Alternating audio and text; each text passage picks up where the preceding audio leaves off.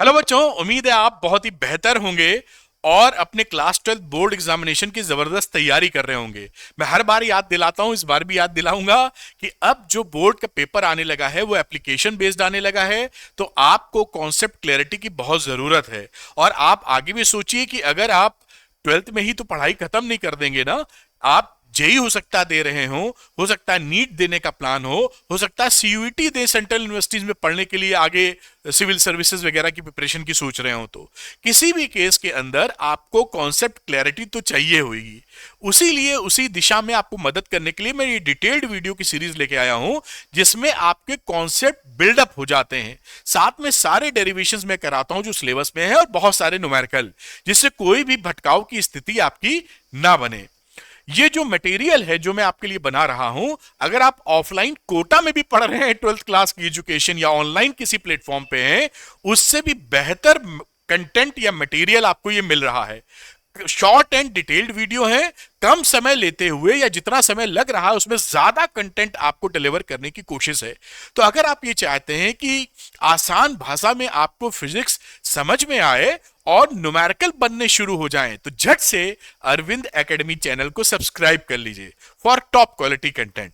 चलिए आज की बात शुरू करते हैं। हम लोग रे ऑप्टिक्स पर हैं, पार्ट नंबर 4 पर हैं, जिसमें डिस्कशन करेंगे रिफ्रैक्शन थ्रू प्रिज्म। क्योंकि प्रिज्म से रिफ्रैक्शन के बड़े सवाल आते हैं, एक दो डेरिवेशंस भी हैं छोटे मोटे, उसको भी हम लोग कर लेंगे। तो प्रिज्म की पूरी बात आज करने वाले हैं। अगर आप इसके पहले के वीडियोस, इसके पार्ट्स या और चैप्टर्स देखना चाहते हैं तो उनका लिंक मैं डिस्क्रिप्शन में लगा रहा हूं, क्लिक करके आप देख सकते हैं जिस भी चैप्टर को आप अच्छे से पढ़ना चाहते हैं। चलिए बात को स्टार्ट कर लेते हैं, आइए। तो ये रहा chapter 9, ray optics and optical instruments, class 12 के लिए। और हम लोग आज डिस्कशन करने वाले हैं पार्ट नंबर 4, जिसमें refraction through a prism, deviation produced by A prism, variation of angle of deviation with angle of incidence etcetera. ये चीजें पढ़ेंगे। कुछ बच्चे कहते हैं सर जो आप पढ़ा रहे हैं इसका उनको अगर पीडीएफ मिल जाए विद एनोटेशंस लिखावट के साथ तो वो भी आपको मिल जाएगा। बस आप अरविंद एकेडमी टेलीग्राम चैनल को ज्वाइन कर लीजिए, उसका लिंक डिस्क्रिप्शन में दे रहा हूं, वहां पीडीएफ अपलोड करता हूं और आपको मिलता चला जाएगा। कुछ बच्चे मुझसे पढ़ना चाहते हैं तो उनके लिए अरविंद एकेडमी ऐप है। अरविंद एकेडमी ऐप में शाम को लाइव क्लासेस होती हैं, जहां पर आप अपने डाउट पूछ सकते हैं कि सर ये डेरिवेशन आप कर रहे हैं तो ऐसा ही क्यों कर रहे हैं। इस न्यूमेरिकल में मेथड 1 आपने लगाया तो मेथड 2 जो मैं सोचता हूं या सोचती हूं वैसा क्यों नहीं लगा दिया, जिससे कॉन्सेप्ट आपके बिल्डअप हो सके, स्ट्रॉन्ग कॉन्सेप्ट बिल्डअप हो सके।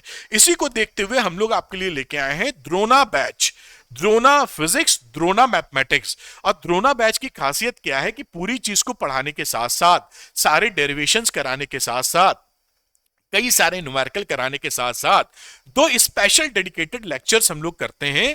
पहला होता है एनसीईआरटी कॉर्नर, जहां पर एनसीईआरटी के सवाल लगवाते हैं क्योंकि वो अहमियत या इंपॉर्टेंस उनकी होती है।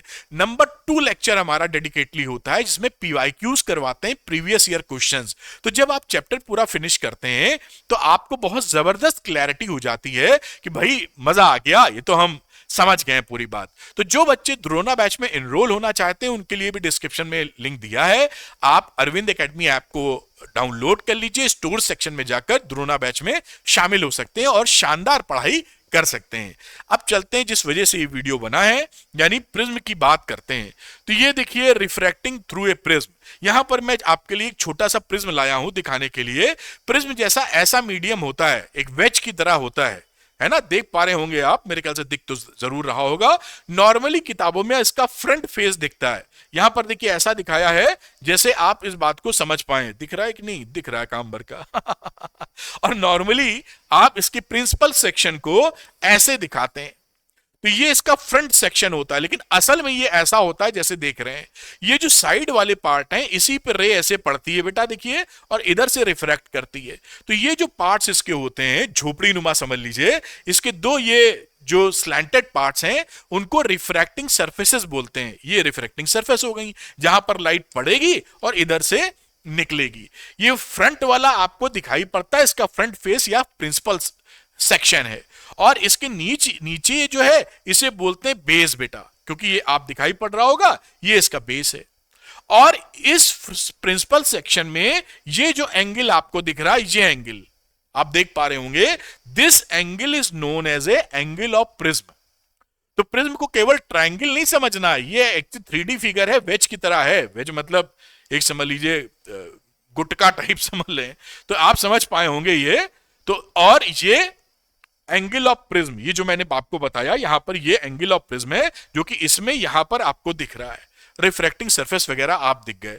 तो 2-3 स्लाइडें इसमें इसी बात को बताने के लिए हैं कि आखिर प्रिज्म क्या है। आप ऐसे फिगर बनाते हैं तो फ्रंट की फिगर दिखती है, आपको लगता है ट्रायंगल नुमा है, लेकिन है तो कहानी ऐसी जैसी आप देख पाए होंगे। खैर, इसको छोड़ते हैं, आगे की बात चलते हैं। तो यहां पर जैसे बात की थी, ये देखिए इसकी रिफ्रैक्टिंग साइड वाली सरफेस हो गई, ये एंगल ऑफ प्रिज्म हो गया, और ये इसका बेस हो गया बेटा, और ये जो इसकी रिफ्रैक्टिंग एज है टॉप वाली, जो इसमें ये जो रिफ्रैक्टिंग एज है ये ऊपर वाली, इसके अगर परपेंडिकुलर आप काट देते हैं ऐसे, तो जो आपको फेस मिलता है उसे कहते हैं प्रिंसिपल सेक्शन। इसको खड़ा खड़ा ऐसे काट दीजिए तो ये आपको इस तरह का मिलेगा प्रिंसिपल सेक्शन। यही अगली 2-3 स्लाइडों में लिखा हुआ है कि आप ये समझ पाए कि प्रिज्म एक्चुअली है क्या। तो ये वेज शेप पोर्शन है, ट्रांसपेरेंट रिफ्रैक्टिंग मीडियम होता है। भाई ट्रांसपेरेंट नहीं होगा तो लाइट कैसे जाएगी इसके अंदर। और bounded by 2 plane surfaces inclined to each other at a centre angle. एक बात और ध्यान रखिएगा कि जब भी प्रिज्म का फ्रंट फेस बनाते हैं, कई बच्चे रे डायग्राम बनाने में दिक्कत महसूस करते हैं, तो इतना पकड़े रहिए कि जब भी रे जाती है, सिंपल हमेशा बेस की तरफ मोड़ना है। ऐसे मोड़ दिया बेस की तरफ और ऐसे मोड़ दिया बेस की तरफ। देखिए ये रे जा रही थी डेंसर मीडियम, ये जानी सीधी चाहिए थी, मुड़ गई बेस की तरफ, जानी सीधी चाहिए थी, मुड़ गई बेस की तरफ। तो इस तरह से मोटा मोटा फिगर आप बना सकते हैं। बाकी तो लॉ ऑफ रिफ्रैक्शन तो हर जगह लगी रहा है यहां पर, rare to denser, denser to rare.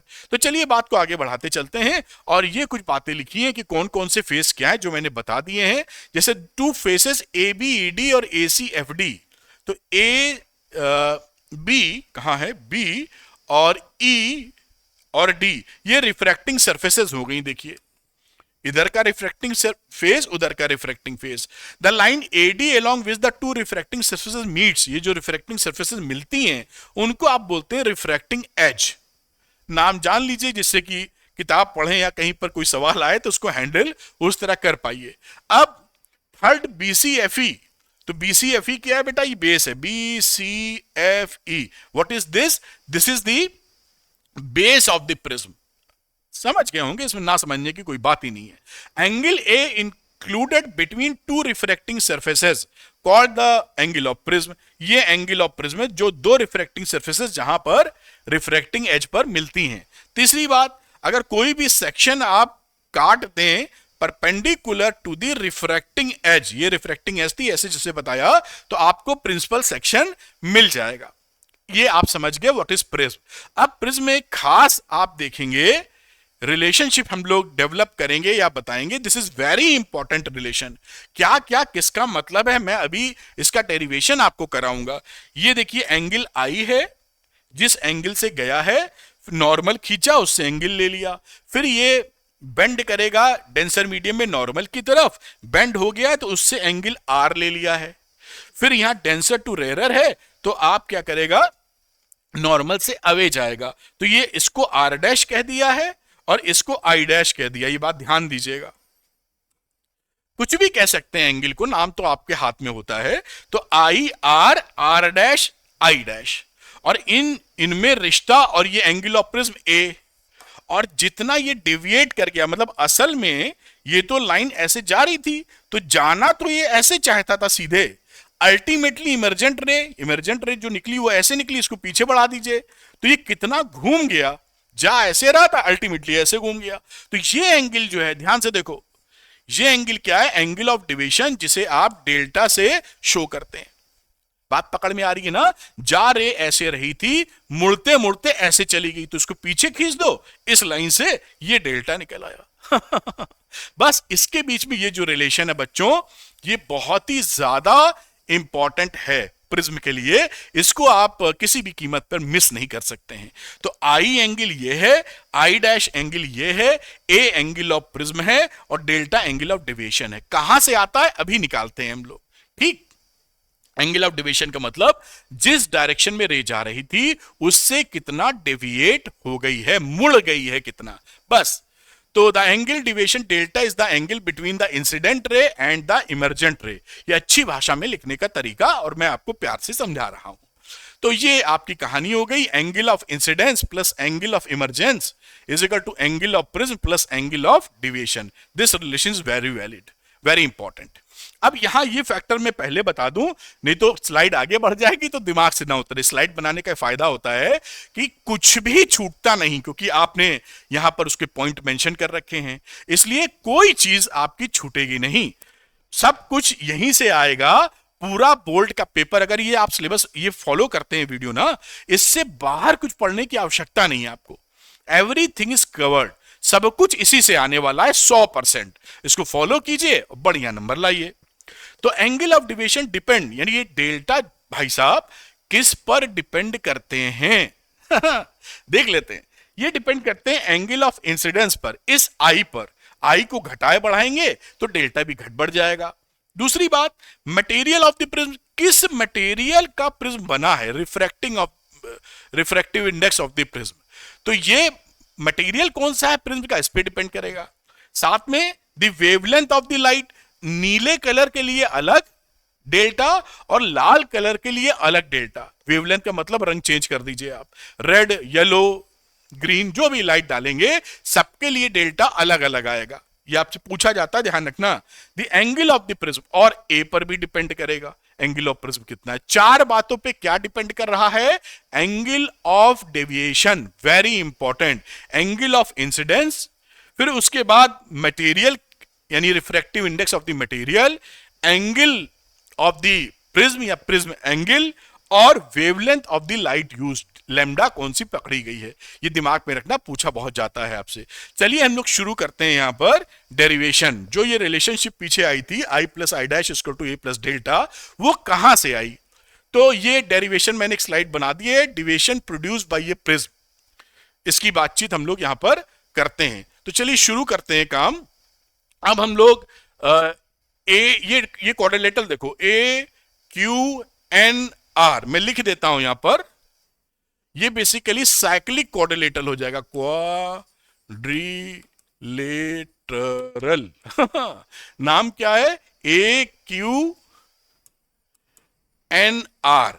ये देखिए साइक्लिक क्वाड्रिलेटरल क्यों है। आप जानते थे साइक्लिक क्वाड्रिलेटरल कौन से होते हैं, जिनमें आमने सामने के जो एंगल है उनका सम 180 हो जाए, तो बाकी दोनों एंगल्स का भी 180 होता है। तो इस क्वाड्रिलेटरल में मैं ग्रीन कलर यूज कर रहा हूं, ये तो नॉर्मल है भैया, ये तो 90 हो गया देखो, और इसी तरीके से ये भी 90 हो गया, तो ये 90 90, तो सम 180 हो गया। अगर सम 180 हो गया तो ये साइक्लिक क्वाड्रिलेटरल हो गया। 10th या 9th में पढ़ा था आपने, बल्ले बल्ले। अब इसका मतलब क्या है कि इन दोनों, ये जो सामने वाले एंगल हैं, इनका भी सम 180 ही होगा, क्योंकि चारों का मिला के वैसे भी 360 ही होता है। दो बन गए 180 में, तो बाकी दो बचे वो 180 में। तो आप लिखें साइक्लिक क्वाड्रिलेटरल या ना लिखें, ये जरूर लिखेंगे कि इस क्वाड्रिलेटरल के अंदर एंगल ए को मैं ए ही लिख रहा हूं, और एंगल क्यू एन आर ये बेटा कितना आ गया, 180 डिग्री। मेरे ख्याल से आप बड़े ही प्यार से समझ पाए होंगे, ये दोनों 90, और क्योंकि ये क्वाड्रिलेटरल के चारों एंगल्स का सम 360 होता है, तो 180 हटा दिया, तो इसका सम कितना मिल गया, 180 डिग्री। तो ये आपकी एक इक्वेशन आ गई जो मैंने लिख दी है। अब एक ट्रायंगल पकड़ते हैं क्यू एन आर। तो in triangle Q N R देख लेते हैं क्यू एन आर कौन सा ट्रायंगल है। तो क्यू एन आर ये ट्रायंगल की बात कर रहे हैं। इसमें अगर मैं ये तीनों एंगल जोड़ दूं, आर प्लस आर डैश और ये एंगल, तो इसका सम 180 होना चाहिए, हम जानते हैं। तो यहां लिख सकते हैं आर प्लस आर डैश और plus angle Q N R, इसका सम कितना होगा, एंगल की तीनों एंगल का सम 180 होता है, ये हम पहचानते हैं, कोई इसमें दिक्कत की बात नहीं है। अब यहां पर आप देखिए, इस क्यू एन आर की वैल्यू यहां पुट कर दो, यहां से निकालकर। तो यहां से आपने यही लिख देना, ठीक है, जो सरल लगे। क्यू एन आर की बात करते हैं, तो ये वैल्यू हो गई 180 डिग्री माइनस ए। बढ़िया, इसकी वैल्यू हमने यहां पर पुट कर दी। तो देखिए आर प्लस आर डैश बेटा plus 180 minus A is equal to 180 degree. तो आपने देखा कि r प्लस आई 180 कट जाएगा और a उधर ले जाओगे। a की बहुत ही तगड़ी रिलेशनशिप आ गई हमारे पास, r plus R dash is equal to A. ये वेरी इंपॉर्टेंट है, इस सवाल जो है इस पे भी बनते हैं इस रिलेशनशिप को ध्यान रखते हुए। यहां पर ध्यान रखना कि आर एंगल कौन सा है, आर डैश कौन सा है। फिर से याद दिला रहा हूं, ये आर है और ये आर डैश है। अगड़म बगड़म एंगल मत ले लेना। आर और आर डैश क्या हो गए, ए जो एंगल ऑफ प्रिज्म है इसके बराबर हो गए। अब देखिए यहां पर जो ट्रायंगल हम पकड़ते हैं, एम क्यू आर एक ट्रायंगल पकड़ लेते हैं। कलर बदल लेना चाहिए मुझे जिससे मजा आए, ये इसको पीला कर लेते हैं। इन ट्रायंगल मैंने कौन सा बोला था, एम क्यू आर। इस ट्रायंगल में चर्चा करते हैं, देखिए मजा आ जाएगा। एम क्यू आर, इसका एक्सटीरियर एंगल ले लेते हैं, एंगल ऑफ डिविएशन।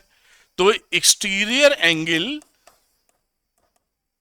एंगल कौन सा लिया है हमने, डेल्टा। हम जानते हैं ट्रायंगल के अंदर जो एक्सटीरियर एंगल होता है वो इनके अपोजिट साइड वाले एंगल के सम के बराबर होता है, इन दोनों के सम के बराबर होगा। देख पा रहे हैं ना। तो यहां पर डेल्टा लिखा। ये कितना एंगल है बेटा, ये पूरा आई था, तो ये आई में से आर घटा दो।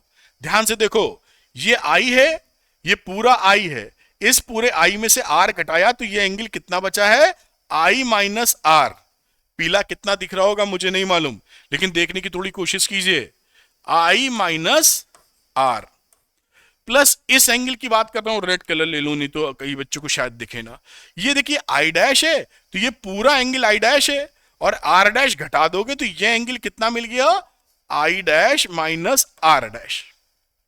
इस एंगल की चर्चा कर रहे हैं, इस एंगल की। लाल लाल कर दिया है, पकड़ में आपको बात आ रही होगी। ये भी रेड और ये आई और ये आर, अब तो दिख ही रहा होगा रेड चमकता है इसके ऊपर। तो आप बात को समझ पा रही। तो आई माइनस आर ये, और I dash minus R dash और भिड़ा दो। बड़े आसानी से इसको लिख दिया, कोई भी प्रॉब्लम नजर नहीं आती। इसी में थोड़ा खेल कर लेते हैं। आई प्लस आई डैश को एक तरफ कर लो, ये देखो माइनस, और आगे लिख दो आर प्लस आर डैश। अब यहां पर आपने देखा था कि आर प्लस आर डैश की वैल्यू ए निकाले हुए हैं, यहां से इसको यहां भिड़ा दो तो वैल्यू कितनी हो गई, आई प्लस आई डैश माइनस ए। बिल्कुल आसानी से। और यहां देखिए जो प्रूफ करने चले थे वो प्रूफ कर बैठे, यानी यहां क्या आ गया, उस ए को इधर ले लो तो ये क्या बन गया, आई प्लस आई डैश, वो देखिए लिखा है प्लस आई डैश, माइनस ए इधर गया तो हो गया ए प्लस डेल्टा। ये देखिए, और ये हम इसको कह सकते हैं hence proved. And this equation is also very important. Prism के केस में कुछ ही दो चार फॉर्मूले या इक्वेशंस हैं बेटा जो इंपॉर्टेंट हैं। है बहुत सरल, लेकिन अभी देखिए कितनी मक्खन की तरह जो टेढ़े मेढ़े क्वेश्चंस है वो भी हम लोग कर लेंगे। तो दो आपने यहाँ पे रिलेशनशिप देखी हैं, दोनों रिलेशनशिप का जिक्र कर देता हूं एक बार। एक तो r प्लस आर डैश की वैल्यू a हो गई, और दूसरी i प्लस आई डैश की वैल्यू a प्लस डेल्टा हो गई। ध्यान रखना कि I dash R dash a delta क्या क्या है, नहीं पता लगा गई भैंस पानी में। तो ये आई था, ये आई डैश था, ये आर था, ये आर डैश था, और ये आपका एंगल ऑफ डिविएशन था विच इज डेल्टा, ये जो आपको दिखाई पड़ रहा है। तो ये आप दिमाग में रखिए। मेरे ख्याल से मैं हट जाता हूं, कुछ बच्चे इसको डेरिवेशन के तौर पर पूरी चीज पकड़ना चाहते हैं तो आप पकड़ सकते हैं, फिर आगे की हम लोग बात करेंगे। चलिए आगे की बात शुरू करते हैं, और यहां पर मैं कलर को वापस ग्रीन कर लूंगा। तो ये देखिए यहां पर क्या शुरू करते हैं, हम ये देखने की कोशिश करते हैं कि variation of angle of deviation, angle of deviation का मतलब डेल्टा से है, विथ एंगल ऑफ इंसिडेंस इसका मतलब आई से है। यानी आप आई को बदल रहे हैं तो डेल्टा में कैसा फर्क आ रहा है। तो हम लोगों ने इसको जानने के लिए एक्सपेरिमेंट किया साइंटिस्टों ने, शुरू में जब पता नहीं था, अब तो पता है, तो लैब में भी करते हैं, आप भी करते हैं।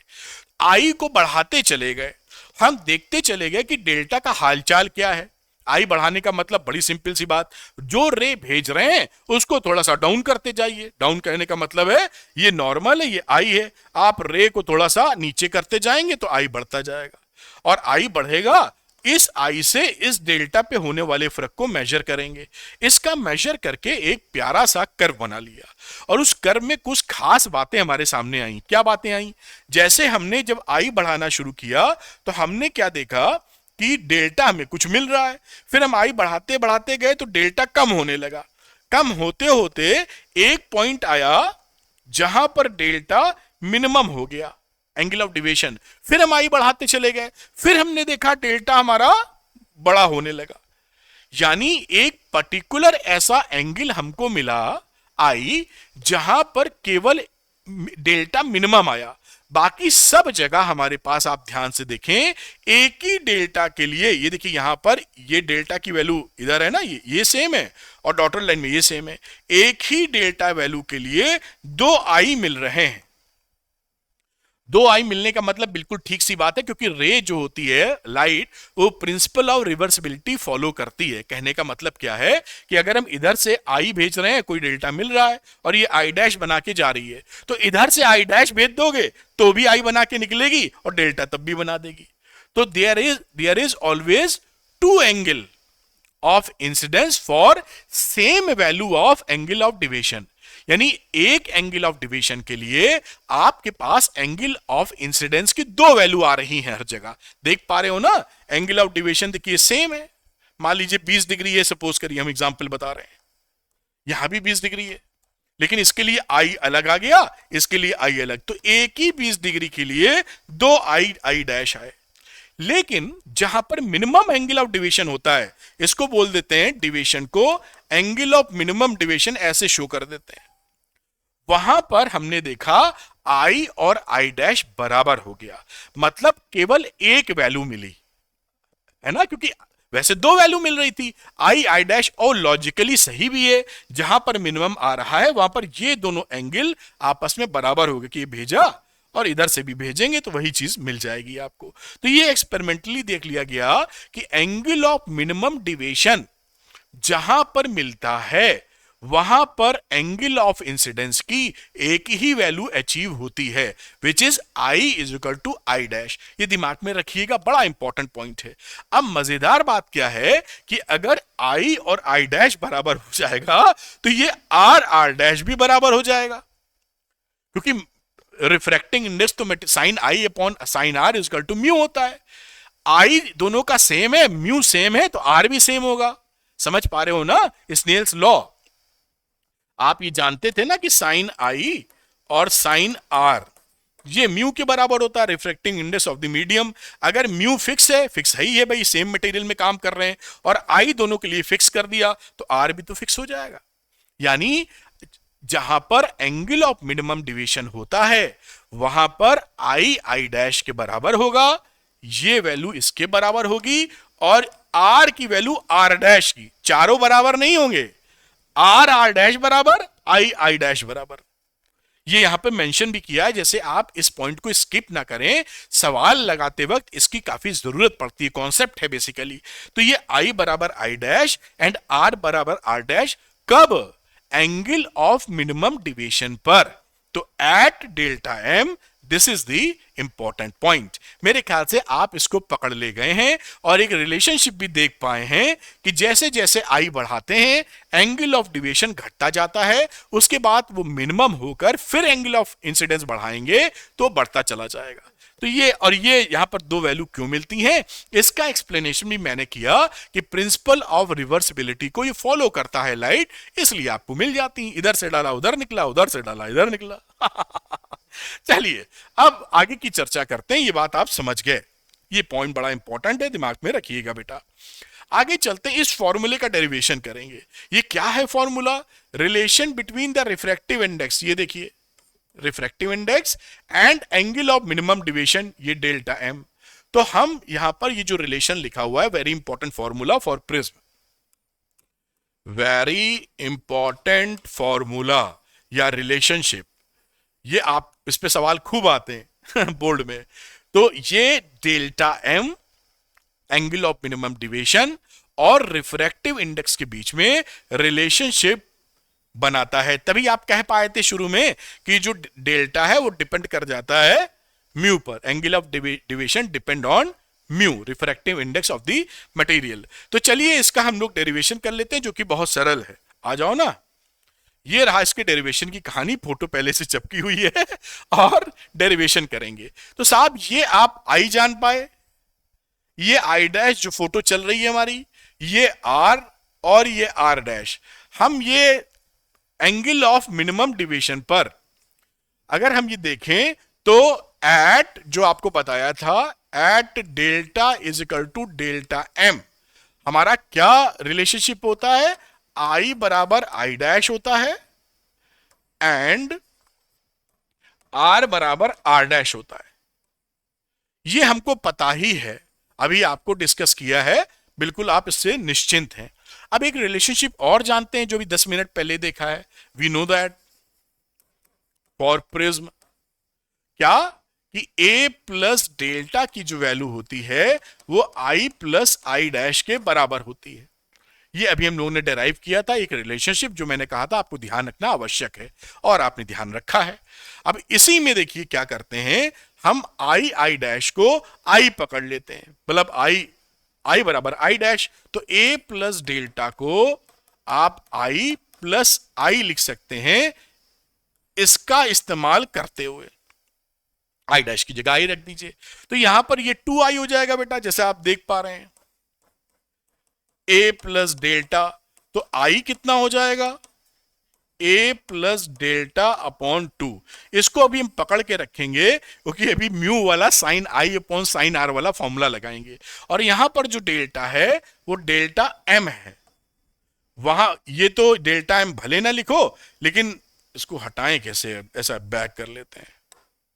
अब देखिए जैसे ही इसको आपने डेल्टा m किया तभी ये बराबर लिख पाएंगे। इसमें डेल्टा m तो नहीं होता, डेल्टा होता है, लेकिन i बराबर आई डैश का इस्तेमाल किया इसलिए डेल्टा m हो गया। तो this is delta m, this is delta m। इतनी बात आप समझ गए होंगे। अब अगली रिलेशनशिप पकड़ते हैं। वी ऑल्सो नो दैट,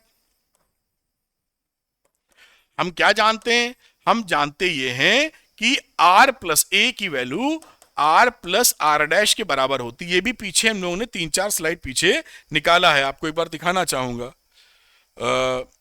ये देखिए वेरी इंपॉर्टेंट जो लिखा था, इसका इस्तेमाल हो रहा है, इसलिए कि आप ध्यान रखें इस बात को और इसकी अहमियत भी जाने। ठीक, तो यहां पर a is equal to R plus R dash, हम जानते हैं r बराबर आर डैश यहां भी है, तो यहां पर मैं इस वाले को लिख सकता हूं a is equal to R plus R at delta m। बढ़िया, अब यहां r की वैल्यू निकालोगे तो कितना आ जाएगा, a/2, ये 1 और 2 आ गया।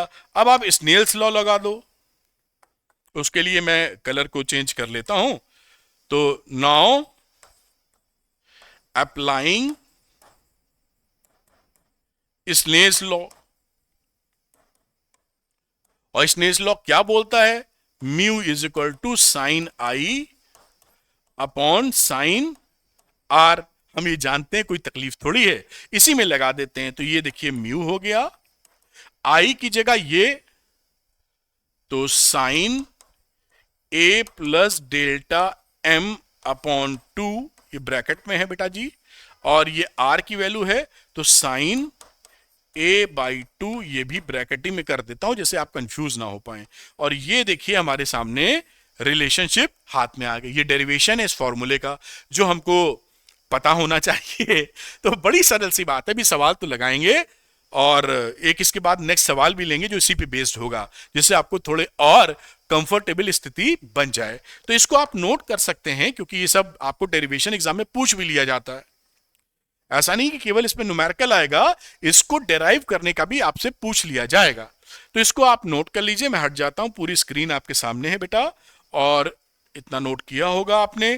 थोड़ा ऊपर लेके चलते हैं ये ये पूरी वैल्यूज मैं हट जाता हूं जिससे आप नोट कर सकें। आपने नोट कर ली होगी। चलिए करते हैं एक न्यूमेरिकल जिससे अंदाजा मिल जाए, फिर और भी चीजें करेंगे।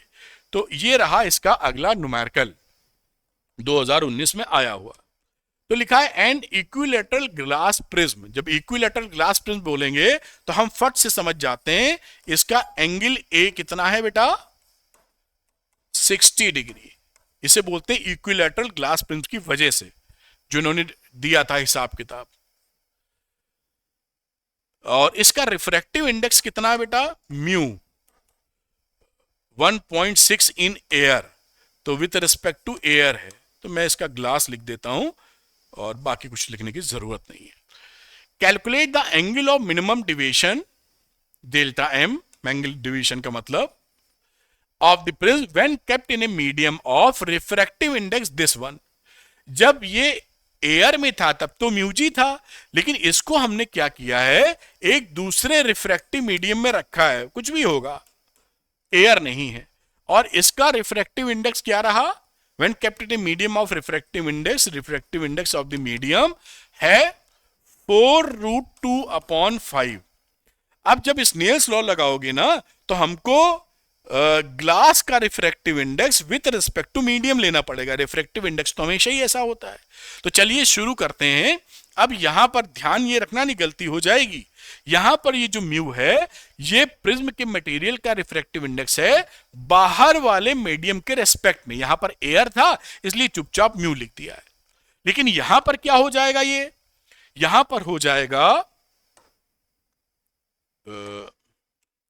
मैं लिखूं तो refractive index of glass with respect to the medium. ये कहानी यहां बनेगी, पकड़ में आनी चाहिए, बात आ गई होगी। अब इस कहानी के तहत हम क्या लिखेंगे, इसको म्यूजी, ये रिलेशन हम जानते हैं, अपॉन म्यू मीडियम।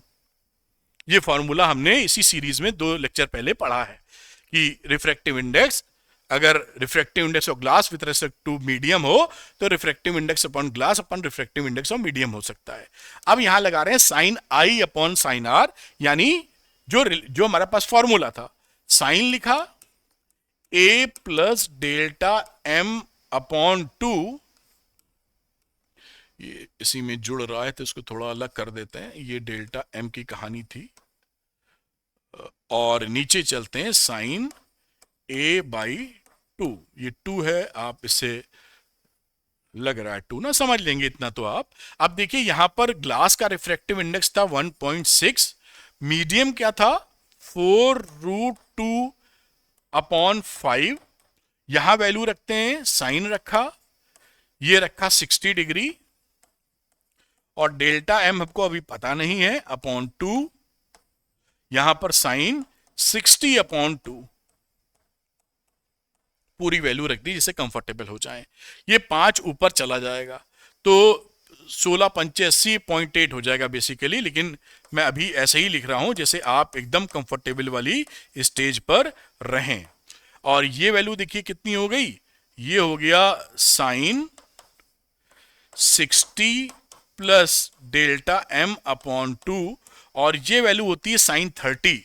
आप जानते हैं कि साइन 30 की जो वैल्यू होती है वो होती है हाफ। तो यहां पर आप पुट कर सकते हैं हाफ या 0.5। तो जो भी वैल्यू लिखना चाहें, क्या लिखना चाहिए मुझे, 0.5 ही पकड़ लेते हैं। अब ये वैल्यू आ गई 0.5, इस 0.5 को यहां पहुंचा दो, इसी के आगे लिख लेते हैं ना। तो ये हो जाएगा कितना, 1.6 × 5 × 0.5 अपॉन 4√2, और ये बचा यहां पर sine 60 degree plus delta M upon 2। अब ये बहुत सरल सी कैलकुलेशन एक है, यहां पर काटने पीटने की कोशिश करते हैं। ये देखिए 16.5 से करेंगे 0.8 से 5 को करोगे आ जाएगा 4, देख पा रहे हो, इस 4 से 4 कट जाएगा तो 1/√2 बचेगा। देखो ध्यान से हो पा रहा है कि नहीं, तुमसे होना बिल्कुल चाहिए, ठीक है। और ये वैल्यू हो गई sine 60 degree plus delta M upon 2। ये 1/√2 समझ गए ना। 16 पंचे 80 यानी 8, 8 को 0.5 से कर दो 4 और 4 से 4 निपट गया। तो ये पूरी वैल्यू अगर मैं काटूं तो सबको ऐसे काट सकता हूं।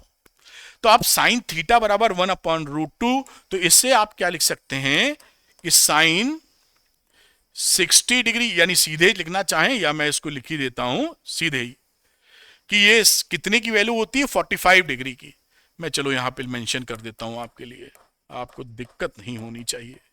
Sign 60 degree plus delta m upon √2। अब इससे आप समझ गए कि 60 degree plus delta m upon 2 की वैल्यू कितनी है 45 डिग्री।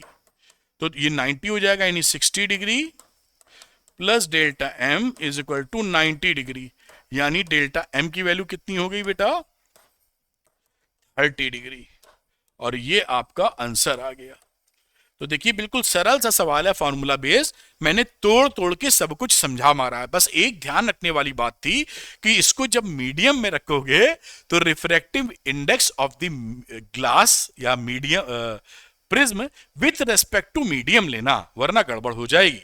खैर इसको आप नोट कर लीजिए, अगली चर्चा को आगे बढ़ाते हैं। तो इसको मैं नीचे ले आता हूं, रुक जाओ भाई तू, ये यहां तक ठीक है, इसको नोट करिए। फिर एक देखेंगे छोटा सा फॉर्मूला और है कि deviation through a prism of small angle, तो ये आप नोट कर पाए होंगे ऐसी मुझे उम्मीद है। ये देखिए पूरी बात आपके सामने आ गई है। चलिए एक कदम और आगे बढ़ाते हैं, और ये रिलेशनशिप देखिए क्या कहती है। ये रिलेशनशिप हमको बोलती है कि deviation through a prism of small angle, जब हमारा एंगल ए स्मॉल होता है, स्मॉल एंगल प्रिज्म, तो ये रिलेशनशिप चालू हो जाती है, लग जाती है अप्रोक्सीमेटली। कैसे लग जाती है यहां पर देखिए, हमने म्यू अभी फॉर्मूला पढ़ा था, साइन जो वैल्यू थी इसकी a plus delta m upon 2, और नीचे था साइन a/2। इसमें अगर हमारा ये एंगल छोटे हो जाएं, तो इफ a इज स्मॉल, तो उस समय साइन a/2 कितना हो जाएगा अप्रोक्सीमेटली a/2। और इसी तरीके से sign a plus delta m/2 कितना हो जाएगा approximately a plus delta m/2, क्योंकि एंगल a कम होगा तो डेल्टा m भी कम ही होगा। अब यहां पर आप इस बात को लेते हुए आपने क्या किया, म्यू लिखा और यहां पर लिखा a plus delta m upon 2 whole upon a/2, और a देखिए 2 कट गया, और यहां वैल्यू आ गई, व्हाइट कलर ले लेते हैं, mu a is equal to a plus delta m जो आ रहा है ये कह दीजिए, और यहां पर इससे वैल्यू हमारी आ गई delta is equal to, common ले लीजिए तो म्यू -1 इंटू ए आप कह पाएंगे। तो ये यहां से एक चीज पकड़ सकते हैं आप कि जैसे ही एंगल ए कम होगा आपकी कहानी इस तरह से यहां बन जाएगी। तो इसको आप ध्यान रखिए इस रिलेशन को और इस्तेमाल करते रहिए। यहां पर बहुत क्लैरिटी से देखिए, यहां पे क्या लिखा है, the deviation produced by small angle prism does not depend on the angle of incidence. इसके अंदर देखिए आई नहीं है कहीं, तो डेविएशन जो प्रोड्यूस्ड हो रहा है उस समय आपकी कहानी में आई नहीं है, तो ये बात पूछ ली जाती है। स्मॉल एंगल्ड प्रिज्म में आई आप जो डालोगे उससे डेविएशन पे फर्क नहीं पड़ेगा, रिफ्रैक्टिव इंडेक्स और एंगल ऑफ द प्रिज्म से फर्क पड़ेगा। It depends on the angle of the prism यानी A and the refractive index of the material that is mu. तो ये बात ध्यान रखने वाली है, पकड़ के रखिए। स्मॉल एंगल्ड प्रिज्म में ऐसा होगा, आई फर्क नहीं डालेगा। खैर इसको आप नोट कर लीजिए और सवालों की तरफ बढ़ने की कोशिश करते हैं। इसको नोट कर लिया होगा आपने। आइए न्यूमेरिकल कुछ और लगाते हैं जिससे सुपर क्लैरिटी हमारी बन जाए। तो a ray of light passes through a prism of refractive index √2 as shown in the figure. ये रिफ्रैक्टिव इंडेक्स दे रखा है, ऐसे रे जा रही है और देखिए जाने के बाद ये इसके एज से सीधे निकल गई है, ध्यान रखिएगा, इसका इस्तेमाल करेंगे। The angle of incidence angle R2 ये angle R2 at face AC, ये कितना है इसकी बात कर रहे हैं। तो आपको मालूम है कि ये मीडियम है डेंसर, ये है रेयरर। जब तक ना कहा जाए हवाई पकड़ के चलेंगे। जब जब डेंसर से रेयरर मीडियम में कोई रे जाती है और जाते वक्त वो बाउंड्री से पास हो जाए एज से, तो ये क्या होता है, क्रिटिकल एंगल। याद आ रहा TIR की बात, क्योंकि TIR वाले कॉन्सेप्ट को, टोटल इंटरनल रिफ्लेक्शन वाले कॉन्सेप्ट को प्रिज्म के साथ खूब जोड़ा जाता है। बड़ा मजा आता है एग्जामिनर को, और जोड़ के रहेंगे इस बोर्ड एग्जामिनेशन में भी, तो आपको पकड़ने की जरूरत है। तो जैसा आप समझ पाए कि यहां पर इसकी बाउंड्री से अगर पास हो रहा है तो ये क्रिटिकल एंगल हो गया R2, क्योंकि इसका एंगल ऑफ रिफ्रैक्शन कितना है, 90 डिग्री। तो इस बात का हम इस्तेमाल यहां पर करेंगे। हम जानते हैं कि म्यू का और क्रिटिकल एंगल का रिलेशनशिप ऐसे होता था, IC है क्रिटिकल एंगल। याद आया होगा आपको, ऐसी मैं उम्मीद कर रहा हूं। अब यहां से IC क्या है, यहां पर R2, here IC is equal to R2, क्योंकि समझ पा रहे हैं, मैं लिख नहीं रहा हूं कि बाउंड्री से पास हो गई है रे, तो यहां ये रिलेशनशिप बन गई। इसको मैं लिख देता हूं, mu is equal to 1 upon sine R2, और साइन R2 का जिक्र करूं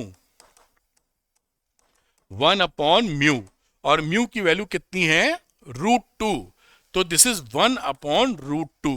तो sine R2 is equal to 1 upon √2, तो एंगल R2 कितना हो गया, 45 डिग्री। ये तो हम आप बड़े अच्छे से जानते हैं। ये देखिए सवाल 2022 में पूछा गया है और प्रेम पूर्वक आपने इसको कर दिया, लेकिन थोड़ा सा अगर क्रिटिकल एंगल ना दिखा तो मुश्किल हो जाएगी। समझ दिखेगा क्यों नहीं।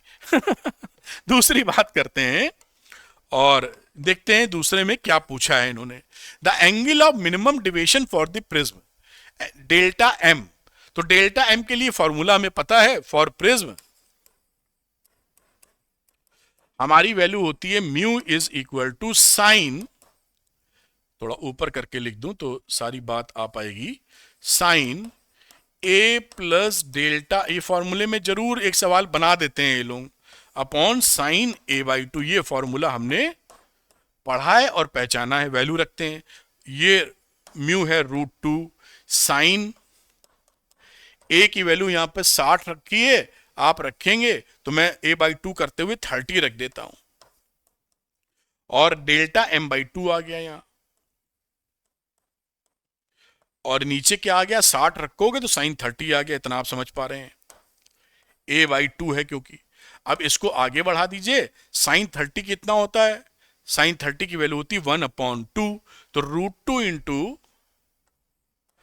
Into 1/2 is equal to sine 30 degree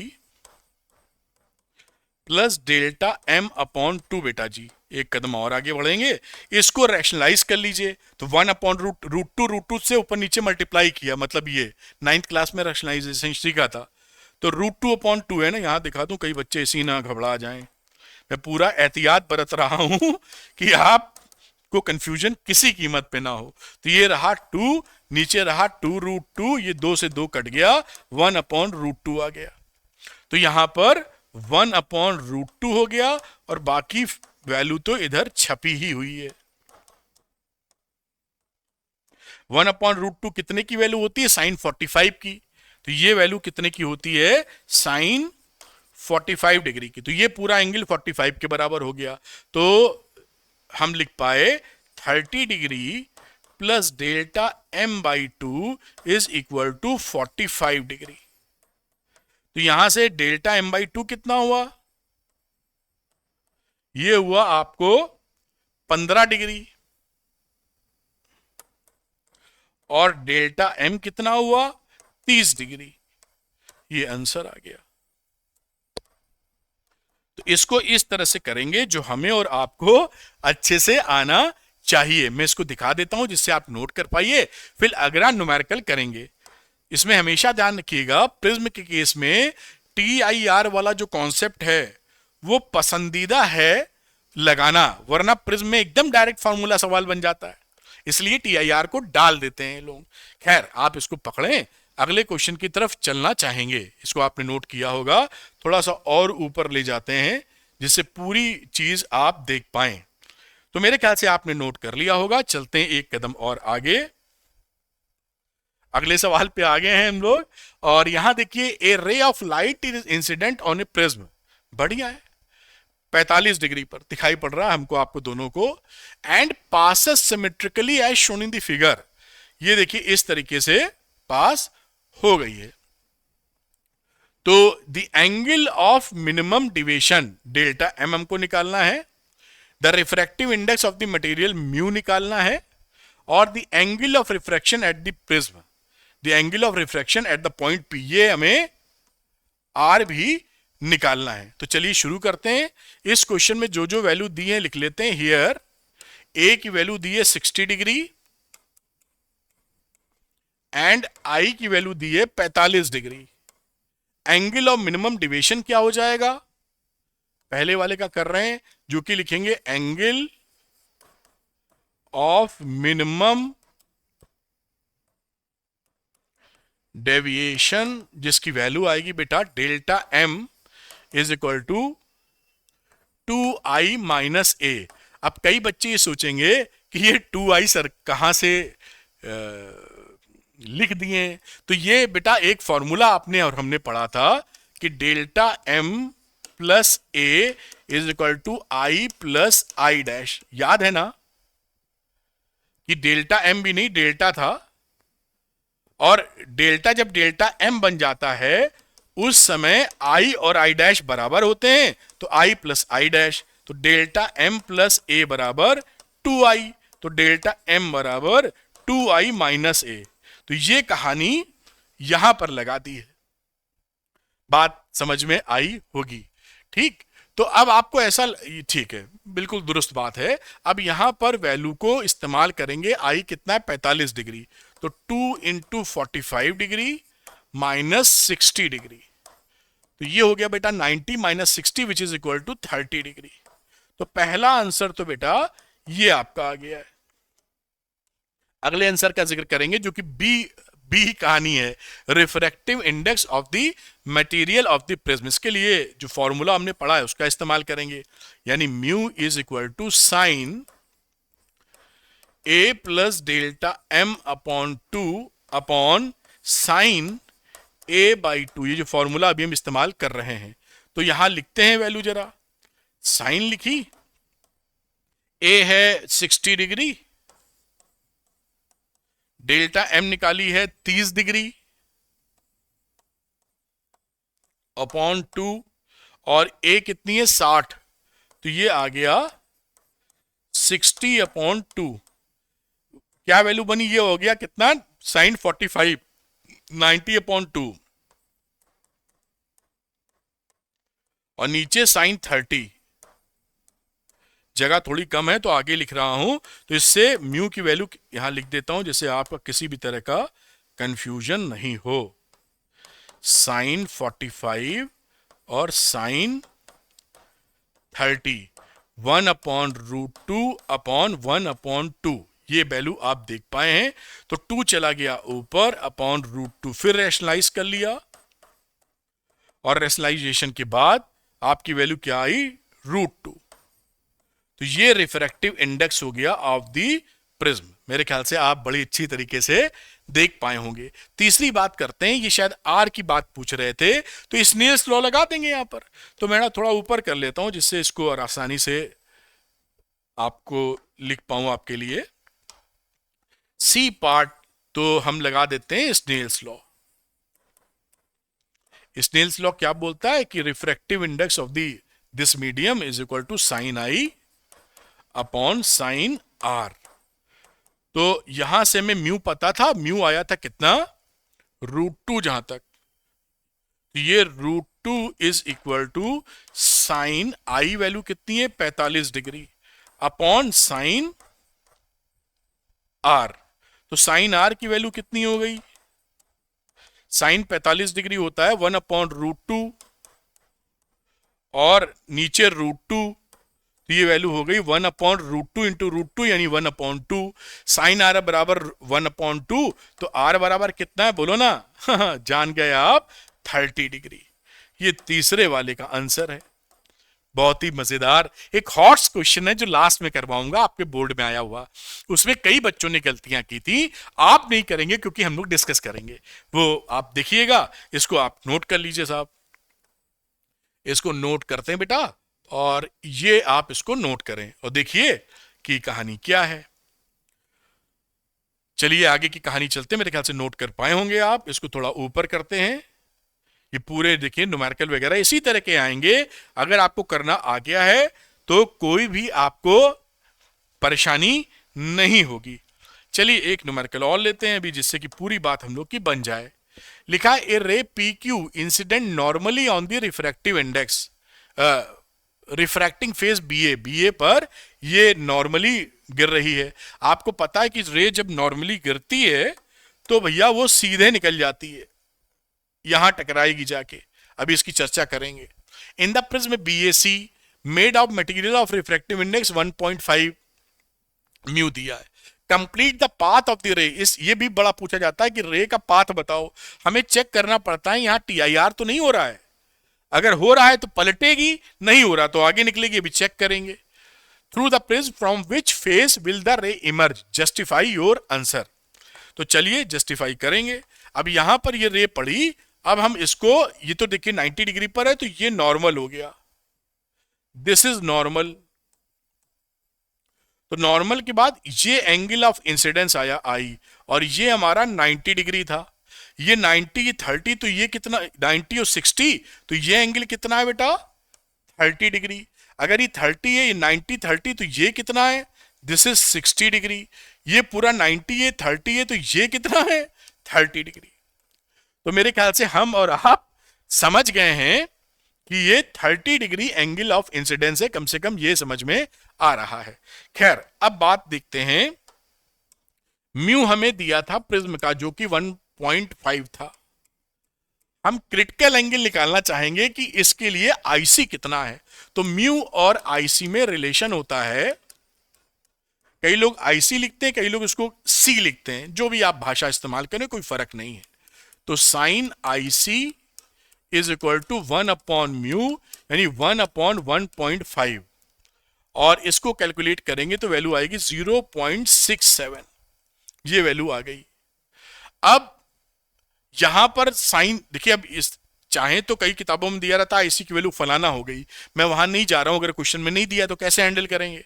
यहां पर 30 डिग्री था ना, तो आई अगर हमारा 30 डिग्री है तो बेटा साइन आई कितना हो गया, साइन 30 डिग्री, जिसकी वैल्यू होती है 0.5। और आप जानते हैं कि जो साइन होता है वो 0 से 90 में एंगल बढ़ रहा हो तो साइन थीटा भी बढ़ता रहता है 0 से 90 में। तो इस वजह से यहां आप क्या देख पाए कि जो साइन आई है,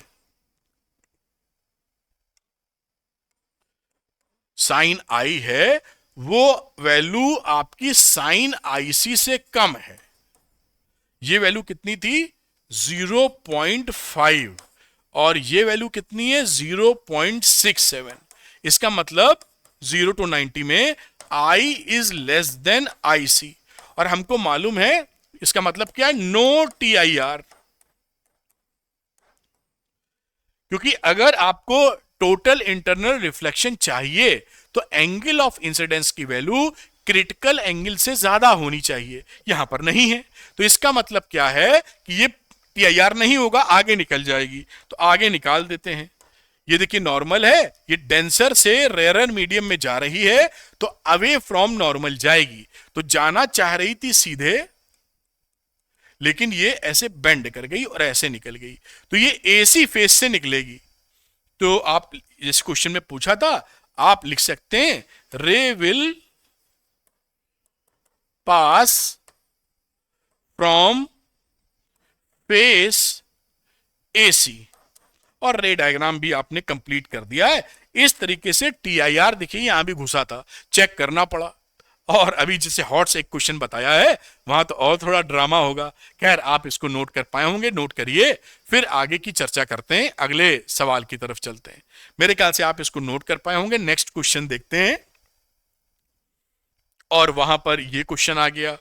तो द फिगर शोज रे of light falling normally, normally का मतलब आप समझ चुके हैं कि भाई नॉर्मली का मतलब है सीधे निकल के यहां टकराएगी ये जाके, क्योंकि नॉर्मल में तो कुछ डिविएशन होता नहीं, और इसका अगर हमने नॉर्मल ड्रॉ कर दिया तो दिस इज नॉर्मल, और ये जो एंगल बनेगा दिस इज आई। अब देखते हैं क्या क्या बताते हैं of an equilateral glass prism. ये देखिए इक्विलैटरल बोलने का मतलब है ये एंगल 60 हो गया है, इक्विलैटरल ग्लास प्रिज्म में 60 है, ये देखिए 90 है, तो ये कितना एंगल हो गया 30, ये 30, तो ये कितना हो गया 60 डिग्री। भाई ये 90 था, 30 घटा 60 बचा, समझ गए हम लोग। ठीक, तो of equilateral glass prism having refractive index mu की वैल्यू दे रखी है 3/2 1.5, प्लेस्ड इन वाटर, अब पानी में डाल दिए हैं, ये वाटर है, और वाटर का रिफ्रैक्टिव इंडेक्स इन्होंने दे रखा है 4/3, समझ गए ना ये। तो अब आप यहां पर जब लगाएंगे इसके लिए तो refractive index of glass with respect to water वगैरह की चर्चा करेंगे अगर जरूरत पड़ी तो। खैर, will this ray suffer total internal reflection on striking the face AC, इस पे जब ये स्ट्राइक करेगी तो टीआईआर होगा कि नहीं ये हमको निकालना है। तो टीआईआर के लिए हम जो रिलेशन यहां देते थे ना 1/sin IC, यहां पर ये जो म्यू है, ये म्यू हमको, ये इस समय ये ग्लास है, मैं इसको जी लिख दूं, और ये वाटर है, तो यहां पर जब रिलेशनशिप लेंगे तो ये अगर डेंसर से रेयर मीडियम में जा रही है तभी टीआईआर होता है। तो इसका रिफ्रैक्टिव इंडेक्स क्या लोगे, refractive index of glass with respect to water, और ये refractive index of glass with respect to water 1/sin IC, और इसको लिखते हो क्या, mu G upon mu W is equal to 1/sin IC। तो अगर मैं साइन IC की बात करूं तो इसको आप पलट दो, ये पलटा ये भी पलटा, mu W upon mu G, mu W कितना था 4/3, और म्यू जी कितना था 3/2, तो बेटा 8/9 आ गया। हम और आप सहमत हैं इससे। तो ये मैं लिख दूं, समझ तो गए हैं, वैसे फिर भी एक बार अलग से लिखूंगा जिससे आप किसी भी कीमत पर गड़बड़ ना करें। ये हमने एक निकाल ली कहानी, आई हमको पता चल चुका है। देखिए इसकी वैल्यू निकालने की आवश्यकता नहीं है IC की, वो दिया हो क्वेश्चन में तो बल्ले बल्ले, नहीं दिया तो क्या जरूरत, हम तो वैसे ही कर लेंगे जैसे सीखे हैं। तो यहां पर अगर यहां पर आई की वैल्यू 60 डिग्री है तो साइन आई हमारा साइन 60 डिग्री है, और साइन 60 डिग्री कितना होता है √3/2, √3/2 की वैल्यू कितनी होती है 0.86, और इसकी वैल्यू भी 8/9 की लिख लो, 8 को 9 से डिवाइड करोगे तो 0.89 आएगा। अब आप ये देख पाए टीआईआर होने ना होने की दशा की स्थिति क्या बनी, 0.86 इससे छोटा है, यानी sine I is less than sine IC, क्योंकि इसकी वैल्यू थी 0.86 और इसकी वैल्यू थी 0.89, मतलब I is less then IC। तो बताओ टीआईआर होगा ना भाई, क्रिटिकल एंगल से आपका एंगल ऑफ इंसिडेंस छोटा हो गया, तो नो टीआईआर। बड़ा होना चाहिए ना, अगर टीआईआर नहीं होगा तो ये रे क्या है आगे निकल जाएगी। अब जान रही है रेयर मीडियम में जाना तो ये सीधे चाह रही थी, लेकिन थोड़ा सा अवे फ्रॉम नॉर्मल चली गई, ये कहानी घट जाएगी, रे डायग्राम कंप्लीट हो गया। अब बाकी भाषा आप लिख सकते हैं कि एसी से रिफ्रैक्ट कर जाएगी and no total internal reflection, तो आप समझ गए पूरी कहानी, और आपको एंगल निकालने की कोई आवश्यकता नहीं है, क्योंकि हम जानते हैं, नहीं जानते तो हम बता रहे हैं कि 0 से 90 डिग्री के बीच में एंगल अगर बढ़ा रहे होंगे तो साइन आई भी बढ़ता है, ये बड़ी नॉर्मल सी बात है 0 से 90 के बीच में। तो और ये 0 से 90 के बीच की बात ही है सारी। तो चलिए इसको यहां पर आपको दिखाते हैं। अब हमारा वो क्वेश्चन आएगा जो बोर्ड में आया था, और थोड़ा सा आपको विशेष ध्यान की डिमांड ये करेगा। वैसे तो आप समझदार हैं, लेकिन फिर भी तो मैं इसको थोड़ा सा ऊपर करता हूं, ये नोट कर पाए होंगे आप, ये आप नोट कर लीजिए बेटा। जिससे सारी क्लैरिटी हो, कोई भी क्वेश्चन ऐसा हो जाए, क्योंकि जब ये वादा किया गया है कि इसके बाहर से कुछ नहीं आएगा, ये पढ़ लेंगे तो पूरा बढ़िया, ये गारंटी है मेरी, इसको देखिएगा आपको बिल्कुल। खैर आगे चलते हैं। और इसकी ये इसी सवाल की मैं बात कर रहा था जो 2022 में आया था, और ये इंटरेस्टिंग थोड़ा सवाल है, मैं कोशिश करूंगा यही डायग्राम बनाने के लिए, इसे थोड़ा बड़ा कर दिया है। Write two necessary condition for TIR, ये तो आप जानते ही हैं। TIR की पहली कंडीशन क्या होती है कि डेंसर टू रेयर मीडियम में रे जाएं। दूसरी क्या होती है कि angle of incidence critical angle से ज्यादा हो। तो ये तो आप लिख देंगे बड़े अच्छी तरीके से। Second part, two prism ABC and DBC, ये है ABC और DBC, ये 90 डिग्री बना हुआ फोटो के हिसाब से, और ये DBC ऐसे बना हुआ है, arrange as shown in the figure. The critical angle for the two prism with respect to air are 41.1 degree. इसके लिए ये पहला प्रिज्म है ऐसा समझ लें, मैं यहां कहीं लिख, इसको इतना तो आप समझ रहे होंगे, लेकिन फिर भी चलिए, ये पहला प्रिज्म है, ये दूसरा प्रिज्म है। इसके लिए पहले के लिए इतना और दूसरे के लिए 45 degree respectively. Trace the path of the रे थ्रू द कॉम्बिनेशन, ये एक बढ़िया सवाल हो जाता है। क्यों हो जाता है, थोड़ा सा मैं कलर भी इसका बदलूं। ये देखिए 90 डिग्री पर आ रही है रे ना, ये यहां पे स्ट्राइक करेगी सीधे ऐसे, क्योंकि इसका कुछ रिफ्रैक्शन नहीं होगा, 90 डिग्री पर है। अब आप एक नॉर्मल खींच लीजिए, यहां ये नॉर्मल है, एन लिख देता हूं या नॉर्मल पूरा लिख देता हूं, ठीक। अब हमको पहले ये एंगल पकड़ना है कि भाई ये एंगल है कितना। हमको मालूम है कि ये 90 डिग्री है, दिख रहा है ना आपको, ये 90 किचड़ पचड़ ना हो जाए, ये डर है। ये 45 है, तो ये एंगल कितना हो जाएगा बेटा, 45। और अगर ये पूरा 90 45 ही है तो 45 ही है, तो this angle will become 45 degree. पकड़ लिया। और 41.1 से ये हमारा 45 ज्यादा है, तो यहां पर क्या होगा, TIR होगा। तो यहां पर मैं लिख देता हूं, ऑप्शन बी पार्ट था इसका, फॉर फेस AC है, वहां पर एंगल ऑफ इंसिडेंस जो कि 45 डिग्री है, वो ज्यादा है क्रिटिकल एंगल से जो कि 41.1 डिग्री है, और डेंसर टू रेयर जा ही रही है। तो यहां पर TIR टिक लगा देता हूं, मतलब TIR होगा। वो समझदार है, इतना यस नो सब लिख लेते हैं। अब यहां TIR होने का मतलब है ये घूम जाएगी नीचे, तो अगर ये घूमेगी तो यहां पर रिफ्लेक्शन लॉ को फॉलो करती है, तो ये कुछ ऐसे रह जाएगी। ये एंगल कितना बना, ये भी 45 बना, क्योंकि IR बराबर होगा TIR हो रहा है। तो अब देखिए ये इसके 90 थी और 90 ये घूम गई, तो ये इसके पैरेलल रे हो गई। भाई सीधी सी बात है ना, ये रे आ रही थी पहले 90 थी, और इसको 90 से घुमा दो तो इसी डायरेक्शन में तो आ गई, तो ये इसके पैरेलल है। यानी इस समय ये एंगल कितना हो गया, अगेन 90। अगर ये 90 हो गया तो ये सीधे निकल जाएगी। तो ये भाई साहब यहां आके सही डायग्राम अगर बन पा रहा है, मैं थोड़ा घुमा रहा हूं जिससे स्ट्राइक करा पाऊं, यहां ये एज से नहीं पास होगी, यहां कहीं टकराएगी। अब यहां जब टकराएगी तो एंगल आई निकालना पड़ेगा। देखिए थोड़ा सा झाम है, समझेंगे। अब नॉर्मल ड्रॉ करो, ये हमने नॉर्मल बना दिया, और हमको ये एंगल चाहिए आई, तो ये होगा। तो ये देखिए 60 डिग्री है, और ये तो 90 हमारा, ये अंदर वाला 90, ये 90 तो ये भी 90, ये कितना एंगल हो गया, दिस विल बिकम 30 डिग्री। अगर ये 30 है तो ये एंगल कितना हो गया, 60 डिग्री। भाई टोटल 90 है। अगेन ऑन फेस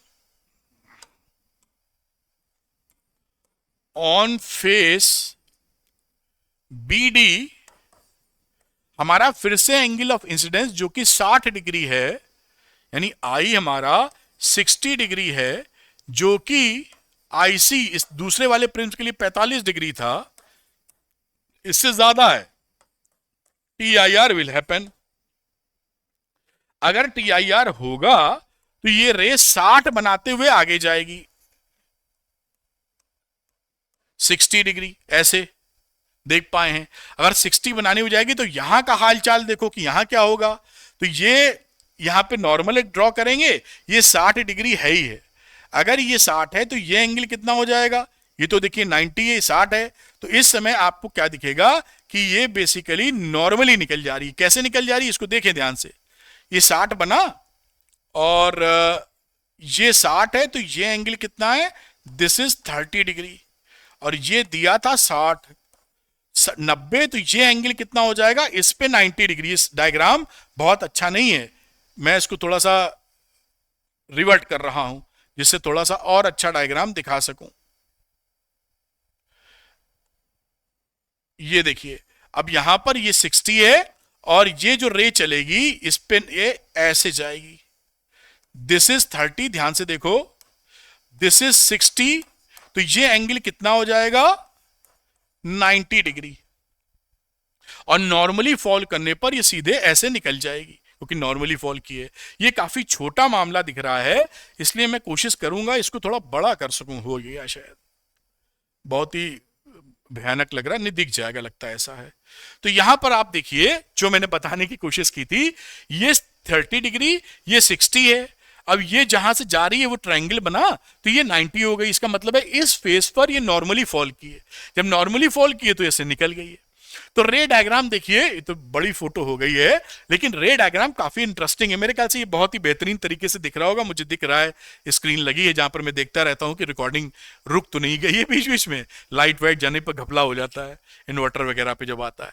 खैर, आप समझ गए होंगे ये बात। तो ये सवाल इसलिए इंटरेस्टिंग था, तो मैं इसको थोड़ा 100% पे ला पाऊं तो बड़ा अच्छा है। लगभग आ गया है, कुछ ज्यादा ही छोटा हो गया, कोई बात नहीं, नहीं ठीक है सिचुएशन। अभी और छोटा लेना पड़ेगा। तो ये चलिए, आपको दिख रहा होगा, सारी बात फ्रेम में ही है। तो यहां पर देखिए, रे ऐसे आई, ऐसे गई, ऐसे निकली। तो ये सवाल मेरे हिसाब से हॉट्स है। अगर कोई बच्चे को अच्छी पढ़ाई उसने नहीं की है तो 2022 में जो सवाल आया होगा, पहला पार्ट तो घोंटा रहा होगा तो कर दिया होगा, इसमें लटक गया होगा। बहुत सारे बच्चे लटके, तो लटके मतलब ये सवाल गलत हुआ।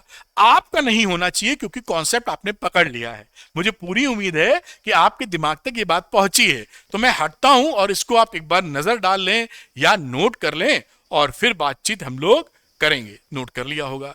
तो अगर आपको ये लगता है कि फिजिक्स आपको सरल भाषा में सीखनी है, आपको वीडियो लेक्चर देखने के बाद न्यूमेरिकल निकलने लगे, तो झट से अरविंद एकेडमी चैनल को सब्सक्राइब कर लीजिए फॉर टॉप क्वालिटी कंटेंट।